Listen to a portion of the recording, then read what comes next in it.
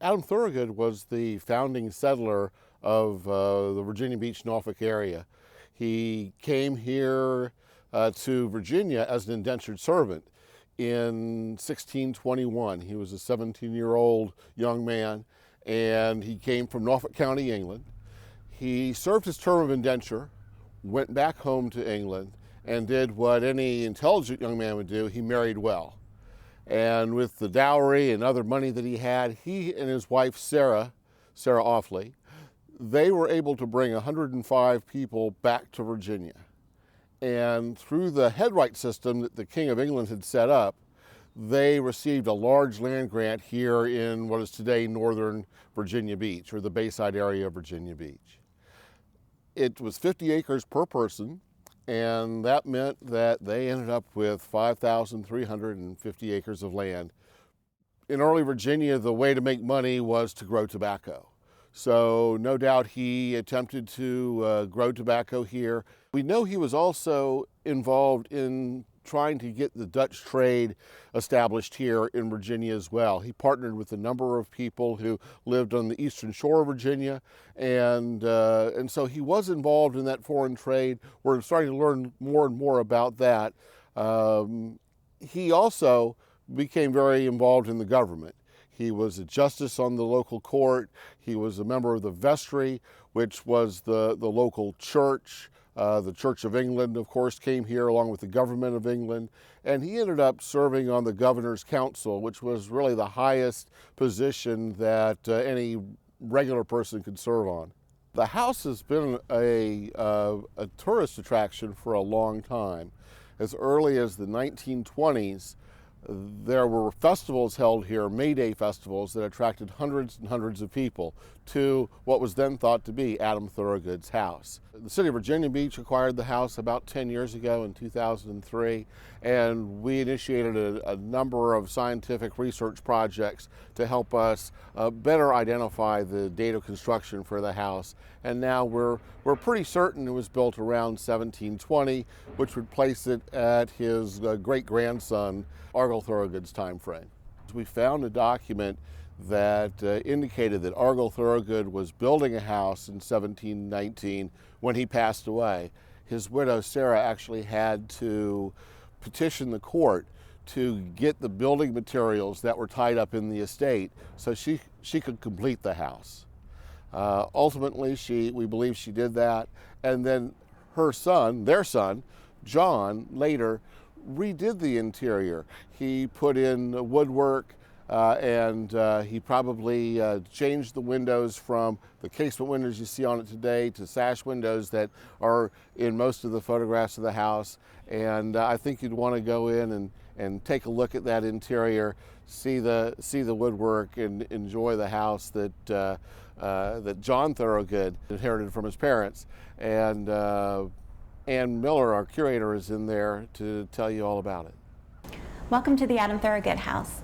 The house was built on a central passage plan, which means that there's this central passage or hallway with a room on either side. A central passage plan house was kind of a status symbol because it meant that visitors didn't step right into your living space when they opened the door. There was a little bit of privacy. And a passage was not just a hallway as we think of it today. It really was an extra a room that could be used for a lot of things. The passage was a room that could be used for entertaining. This was a space that was big enough that you could dance, you could play music. In the summer you could even sleep here because there was the front door on one side and the back door on the other side. With both of the doors open, this would be one of the best ventilated spaces in the house. Right now, we're going to go to the north room, which functions as a parlor. The parlor was used for entertaining, for dining, for any business that John Thoroughgood carried out at home. You can see that it's set up for having a drink, having a small meal right now. Any parties that they might have held would have likely been in here. You can see that there is a very fancy Delft punch bowl, and no fashionable family would be without a punch bowl in this period. This punch bowl is from about 1740. This room reflects the way that John Thoroughgood would have lived here from about 1745 until his death in 1763. We know the items that he furnished his home with because there was a probate inventory taken after his death in 1763. So these furnishings roughly match those that are described in his inventory. Okay, let's go to the south room. When Argyle and Susanna Thoroughgood built this house, it was likely the first house on this property, and so they needed a kitchen. And so this room functioned as their kitchen. It had a very large fireplace. The room actually would have been called a hall. The north room was a parlor, the south room was a hall. By the time John Thoroughgood lived here, this room probably would have served as another parlor, but we have furnished it as a hall so that you can see what a hall would look like. You can see how deep the fireplace is and how wide. A lot of visitors come and imagine that we would have there would be a giant rip-roaring fire in here, but that was not an efficient or safe way to cook. They actually used small fires that functioned more like burners on a modern stove. So they would control the level of heat according to what they were cooking by having smaller or larger fires or smaller or larger piles of coals. In the 1950s, the National Trust for Historic Preservation helps to support emerging museums and small historical societies and historic houses by lending pieces of furniture and other objects to them. They lent 9 items to the Adam Thoroughgood house at that time, and all 9 of them are still here. This is one of them. This is a press cupboard that was likely built in 1684. This is something that Adam Thoroughgood himself might have had, something similar to this. A press cupboard is a piece of storage furniture, mainly used for linens and also for household goods. The front is very finely carved and includes a year and some initials. Typically these were gifts given at marriage, and so that's what the initials are, the initials of the couple, and then the date marks the year of the marriage. There are also some symbols associated with marriage. In the center, there's a panel with a tree of life.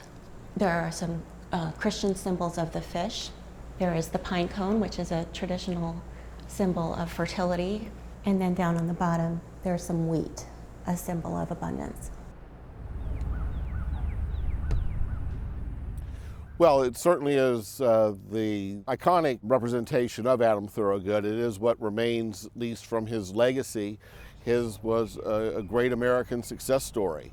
And not only is it important that he came here and succeeded, but he did have an impact on the history of the United States of America, something that's fairly unknown. He is the great-grandfather of George Mason IV, who is the father of the Bill of Rights. In addition, one of the 105 settlers that he and his wife Sarah brought over was Augustine Warner. He is the great-grandfather of George Washington. So Adam Thoroughgood brought over the ancestor of George Washington. He is the ancestor of George Mason, really the 2 of the most important founding fathers of the United States of America.